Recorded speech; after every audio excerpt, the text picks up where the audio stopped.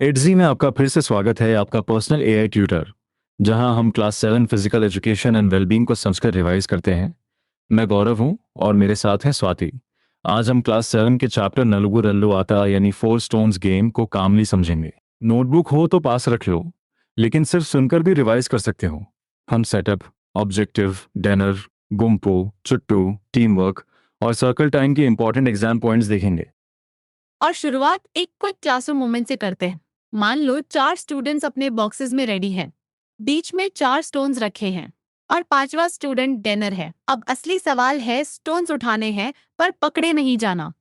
एक सेकंड रुककर सोचो, इस गेम में केवल स्पीड काम आएगी या स्ट्रैटेजी भी? बहुत अच्छा क्वेश्चन है। नलुगु रल्लू अता हमें फिजिकल मूवमेंट के साथ डिसीजन मेकिंग और टीम वर्क भी सिखाता है। इसलिए आज हमारा मैप सिंपल है। पहले गेम का परिचय, फिर कोड और रोल्स, उसके बाद गेम प्ले के स्टेप्स, गुम्पू और चुट्टू, और अंत में सर्कल टाइम से मेंटल स्ट्रेंथ का कनेक्शन। तो पहले नाम समझते हैं। नलुगु रल्लू अता का मीनिंग है 4 स्टोन्स गेम। ये एक ट्रेडिशनल इंडियन गेम है जो सदर्न रीजन्स में पॉपुलर है, स्पेशली आंध्र प्रदेश और तेलंगाना में। एग्जाम में अगर पूछा जाए कि ये कौन सा गेम है, तो ट्रेडिशनल गेम और 4 स्टोन्स गेम दोनों कीवर्ड्स याद रखना। और इसमें कुल 5 पार्टिसिपेंट्स होते हैं। 4 स्टूडेंट्स प्लेयर्स की तरह बॉक्सेस में रहते हैं, जबकि पांचवा डेनर बनता है। यहाँ डेनर का अर्थ टैगर जैसा रोल है, जिसका काम प्लेयर्स को टच करके आउट करना है। इस 5 पार्टिसिपेंट्स वाली बात को सेटअप के साथ जोड़कर याद करो, अलग आइसोलेटेड फैक्ट की तरह नहीं। अब तुम्हारा आंसर क्या आ रहा है? अगर कोई पूछे नलुगु रल्लू अटा में कितने लोग खेलते हैं, तो आंसर होगा 5 पार्टिसिपेंट्स। उनमें 4 स्टूडेंट्स और एक डेनर। ध्यान रहे, डेनर कोई एक्स्ट्रा ऑडियंस मेंबर नहीं है, वह गेम का एक्टिव रोल निभाता है। चैप्टर खेल यात्रा बुक में है और subject class 7 physical education and wellbeing है। ये डिटेल आंसर की शुरुआत में कॉन्टेक्स्ट देने के लिए यूजफुल हो सकती है, लेकिन कोर आंसर गेम के रूल्स पर रहेगा। एग्जाम पॉइंट ऑफ व्यू से फैक्ट्स और लर्निंग आउटकम दोनों को बैलेंस करके लिखना। मुझे यहाँ एक कंफ्यूजन दिखता है। क्या ट्रेडिशनल गेम होने का मतलब ये है कि इसमें कोई फिक्स स्ट्रक्चर नहीं होगा? नहीं, इस चैप्टर में कोड, बॉक्सेस, पाथ, स्टोन्स और रोल्स क्लियरली दी गए हैं। ट्रेडिशनल होना इसकी कल्चरल पहचान है, रूल्स और ऑर्गेनाइज्ड प्ले इसकी गेम स्ट्रक्चर है।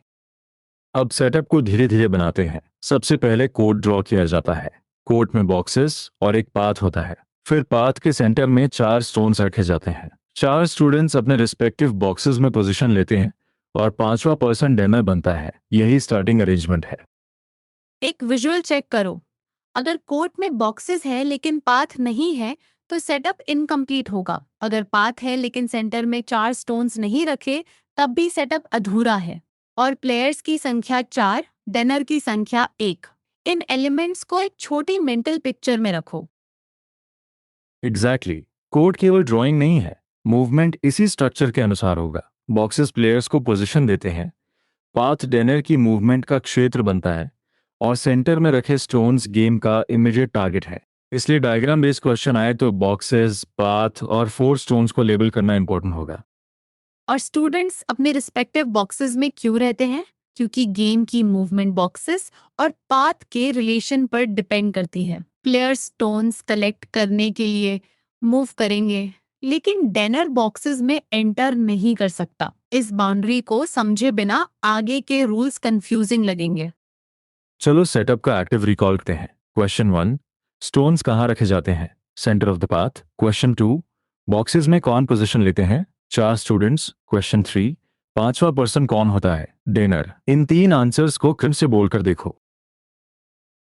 अगर तुमने सेंटर, 4 स्टूडेंट्स और डेनर कहा, तो सेटअप क्लियर है। एक सेटल पॉइंट भी है। स्टूडेंट स्टोन्स को बाद में डिस्ट्रीब्यूट करते हैं, ताकि अल्टीमेटली हर स्टूडेंट के पास 1 स्टोन हो। यानी शुरुआत में स्टोन सेंटर में है, एंड ऑफ कलेक्शन में स्टूडेंट्स के पास है। अब आते हैं ऑब्जेक्टिव पर। स्टूडेंट्स का मुख्य लक्ष्य है स्टोन्स को कलेक्ट करना, लेकिन डिनर से कॉट हुए बिना केवल स्टोन उठा लेना सफिशिएंट नहीं है। सेफ मूवमेंट इक्वली इंपॉर्टेंट है। इसीलिए चैप्टर गेम को स्ट्रेटेजिक मूवमेंट और टीम वर्क से जोड़ता है। एक सेकंड पॉज करके सोचो, अगर प्लेयर स्टोन तक पहुंच गया लेकिन डेनर ने उसे टच कर दिया तो क्या ऑब्जेक्टिव पूरा माना जाएगा? नहीं, उसे कॉट नहीं होना चाहिए। ऑब्जेक्टिव को आंसर में लिखते समय दोनों पार्ट्स लिखना, स्टोन्स कलेक्ट करना और डेनर से बचना। अब डेनर की मूवमेंट समझो। डेनर बॉक्सेस में एंटर नहीं कर सकता, लेकिन पाथ पर मूव कर सकता है। यही रूल गेम में सेफ और रिस्की जोन्स का डिफरेंस बनता है। प्लेयर्स को सराउंडिंग्स वाइजली यूज करनी होती है और डेनर को पाथ पर अपनी स्ट्रैटेजी बनानी होती है। तो क्या प्लेयर्स बॉक्सेस में हमेशा सेफ है? चैप्टर का फोकस ये है कि डेनर बॉक्सेस में एंटर नहीं कर सकता, लेकिन स्टूडेंट्स बॉक्सेस के बीच मूव करते समय टच किए जा सकते हैं। इसलिए क्रॉसिंग मोमेंट इंपॉर्टेंट है। फियर भी उसी मूवमेंट के दौरान महसूस हो सकता है। बहुत सही क्लैरिफिकेशन। इसी कारण गेम में ऑब्जर्वेशन, टाइमिंग और कंट्रोल्ड मूवमेंट यूजफुल बनते हैं। हम सोर्स से बाहर कोई एक्स्ट्रा टेक्निक इन्वेंट नहीं करेंगे, लेकिन चैप्टर का स्ट्रैटेजिक मूवमेंट वाला आइडिया क्लियर है। प्लेयर को डिनर की पोजीशन देखकर आगे बढ़ना है, न कि बिना सोचे दौड़ना। अब क्विक क्वेश्चन, डेनर कहाँ मूव कर सकता है और कहाँ नहीं? तुम्हारा आंसर होना चाहिए डेनर पाथ पर मूव कर सकता है, लेकिन बॉक्सेस में एंटर नहीं कर सकता। इस एग्जैक्ट कॉन्ट्रास्ट को अंडरलाइन कर लेना। ये कॉमनली टेस्टेड रूल हो सकता है। और स्टूडेंट्स का मूवमेंट किस लिए है? स्टोन्स कलेक्ट करने के लिए और बाद की गुम्पू या चुट्टू एक्शन को पूरा करने के लिए। गेम एक सिंगल रन नहीं है, इसमें कलेक्शन फेज और उसके बाद डिनर की चॉइस वाला फेज आता है। ये सीक्वेंस आंसर में साफ रखना। अब स्ट्रैटेजी की बात करते हैं। स्टूडेंट्स कोलैबोरेट कर सकते हैं या इंडिपेंडेंटली एक्ट कर सकते हैं। कोलैबोरेशन का मतलब है वे प्लान्स बना सकते हैं कि स्टोन्स कैसे पिकअप किए जाएं और अटेंशन अननेसेसरली अट्रैक्ट ना हो। लेकिन चैप्टर ये भी अलाउ करता है कि कोई स्टूडेंट इंडिपेंडेंटली एक्शन ले। हाँ, टीम वर्क का मतलब हर मोमेंट पर सबका एक साथ चलना नहीं है। कभी ग्रुप प्लानिंग हेल्पफुल हो सकती है और कभी इंडिविजुअल मूवमेंट। इंपॉर्टेंट बात यह है कि गोल शेयर्ड है और स्टोन्स अल्टीमेटली डिस्ट्रीब्यूट होने हैं। इस बैलेंस से स्टूडेंट स्ट्रैटेजी और कोऑपरेशन दोनों डेवलप करते हैं। लेकिन एक कॉमन मिस्टेक ये हो सकती है कि टीम वर्क को सिर्फ जीतने की ट्रिक समझ लिया जाए। चैप्टर टीम वर्क को ब्रॉडर लर्निंग से जोड़ता है। प्लान बनाना, दूसरों की स्थिति समझना और अपने मूवमेंट पर कंट्रोल रखना भी टीम वर्क और कॉन्फिडेंस का हिस्सा है। अब सीक्वेंस बोलो। पहले स्टूडेंट्स क्या करते हैं? स्टोन्स पिकअप करते हैं। फिर स्टोन्स का क्या होता है? वे डिस्ट्रीब्यूट किए जाते हैं ताकि each student ultimately one stone रखे। उसके बाद वे डेर से क्या कहते हैं? गुम्पू या चुट्टू में से चूज करने को कहते हैं। अगर तुमने यही सीक्वेंस बोला तो गेम प्ले का सेंट्रल स्ट्रक्चर पकड़ लिया। यहाँ एक यूजफुल ऑब्जर्वेशन है। डेनर की चॉइस प्लेयर्स के अगले एक्शन को बदल देती है। इसलिए स्टूडेंट्स को केवल स्टोन्स कलेक्ट करने तक नहीं, बल्कि आगे होने वाली चॉइस के लिए भी मेंटली रेडी रहना चाहिए। एग्जाम आंसर में स्ट्रैटेजी एक्सप्लेन करते समय लिख सकते हो कि प्लेयर्स डेनर से बचते हुए केयरफुली मूव करते हैं, कोलैबोरेशन या इंडिपेंडेंट एक्शन चुन सकते हैं और सराउंडिंग्स का वाइज यूज करते हैं। बस ऐसी डिटेल्स मत जोड़ना जो चैप्टर में नहीं दी गई, जैसे एग्जैक्ट स्पीड, स्कोरिंग या स्पेशल इक्विपमेंट। यहाँ एड जी का एक नेचुरल स्टडी यूज भी है।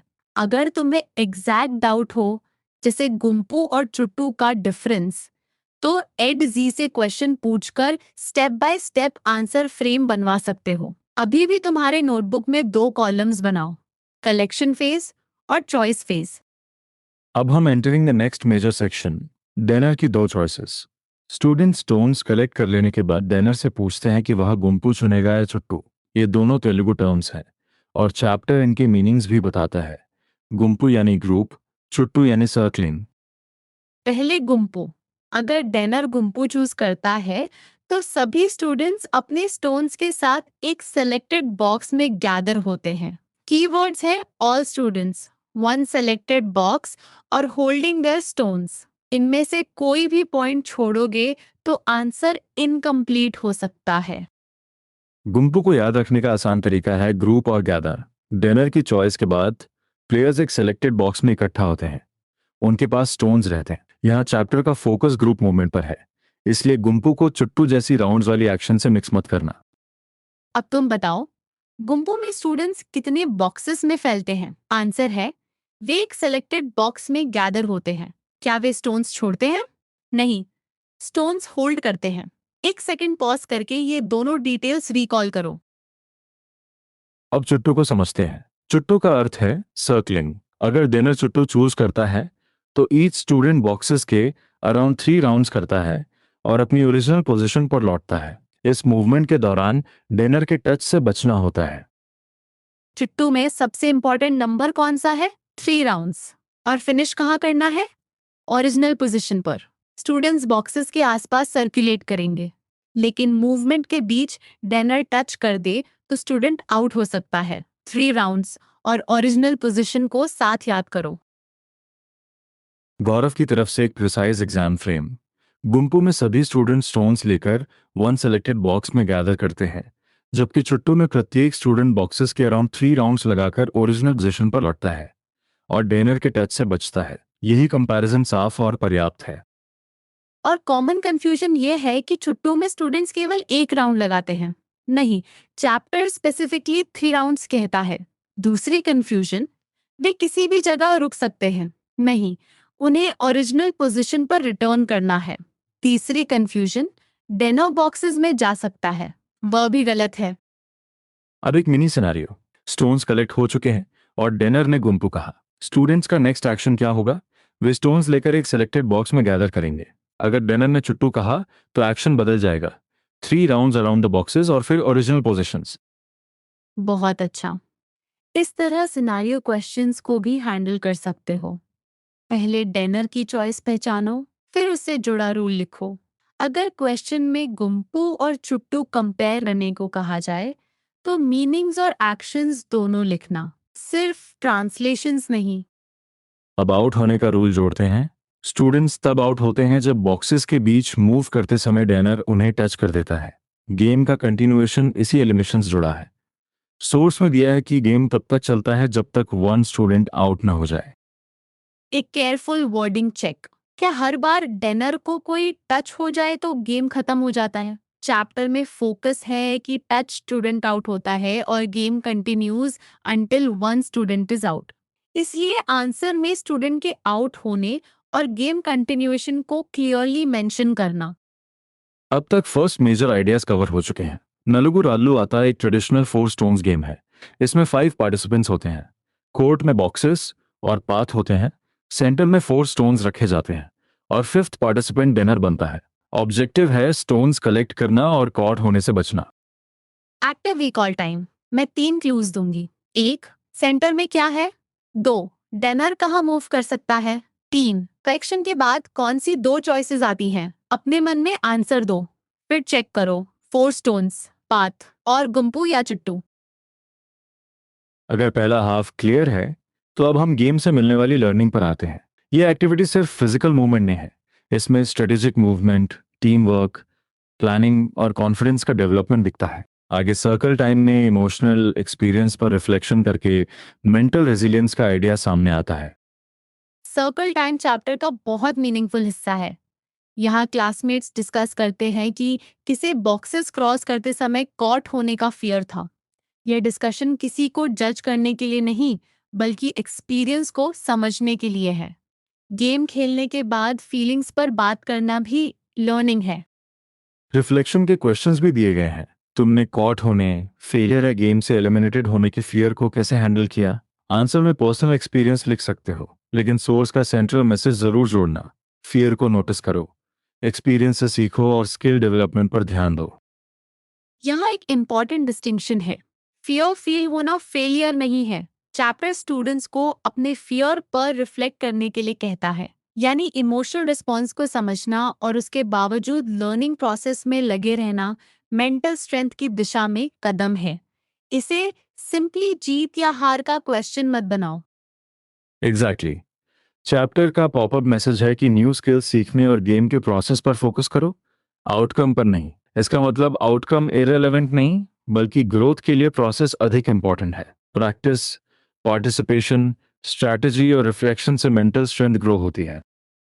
अब सोचो, अगर कोई स्टूडेंट आउट हो गया तो क्या उसका पूरा एक्सपीरियंस यूजलेस हो गया? नहीं, वह देख सकता है कि कहाँ फियर आया, मूवमेंट कैसी थी और नेक्स्ट टाइम क्या सीखना है। सर्कल टाइम इसी तरह एलिमिनेशन को भी रिफ्लेक्शन और लर्निंग में बदलता है। एग्जाम में मेंटल रेजिलियंस एक्सप्लेन करने के लिए 4 कीवर्ड्स यूजफुल हैं। फियर को रिफ्लेक्ट करना, फेलियर या एलिमिनेशन को समझना, लर्निंग प्रोसेस पर फोकस करना और मेंटली स्ट्रांग ग्रो करना। इन वर्ड्स को कनेक्टेड सेंटेंस में लिखो, केवल अलग अलग बुलेट्स की तरह नहीं। एक लिसनर प्रॉम्प्ट, क्या टीम वर्क और मेंटल रेजिलियंस कनेक्टेड है? तुम्हारा रीजनिंग क्या है? टीम वर्क से प्लानिंग और कॉन्फिडेंस सपोर्ट हो सकते हैं, जबकि सर्कल टाइम फियर और फेलियर पर रिफ्लेक्शन कराता है। दोनों मिलकर गेम को केवल कंपटीशन नहीं रहने देते, बल्कि लर्निंग एक्सपीरियंस बनाते हैं। और इसी वजह से चैप्टर ट्रेडिशनल गेम को वेल बीइंग से जोड़ता है। फिजिकल एक्टिविटी के साथ इमोशनल अवेयरनेस और मेंटल ग्रोथ भी इंपॉर्टेंट है। सोर्स में यही ब्रॉड लर्निंग दिखाई देती है। फ्रेंड्स के साथ खेलो, स्ट्रैटेजी बनाओ, एक्सपीरियंस पर रिफ्लेक्ट करो और केवल फाइनल रिजल्ट से अपनी वैल्यू तय मत करो। अब वार्म अप और कूल डाउन को भी मिस नहीं करेंगे। चैप्टर में वार्म अप के लिए leg stretches, ankle rotations, arm swings और ऑल्टरनेट टो रेज दिए गए हैं।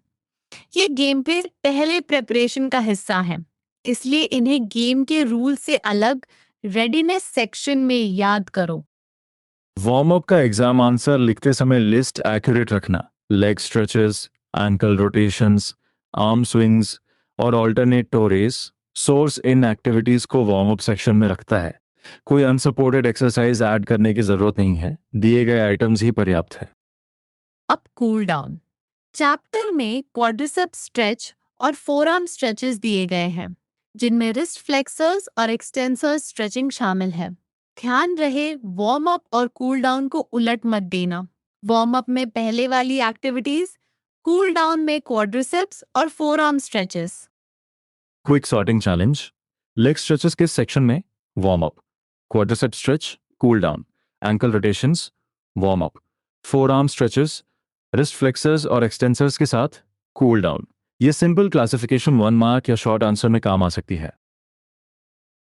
और एक रिस्पॉन्सिबल पॉइंट, वार्म अप और कूल डाउन चैप्टर के प्रैक्टिकल फ्लो का हिस्सा हैं। गेम खेलने से पहले बॉडी को प्रिपेयर करना और बाद में रिकवरी ओरिएंटेड स्ट्रेचेस करना एक्टिविटी को कंप्लीट बनाता है। इसलिए नलुगु रालू आटा को सिर्फ डिनर और स्टोन्स तक लिमिट मत करो।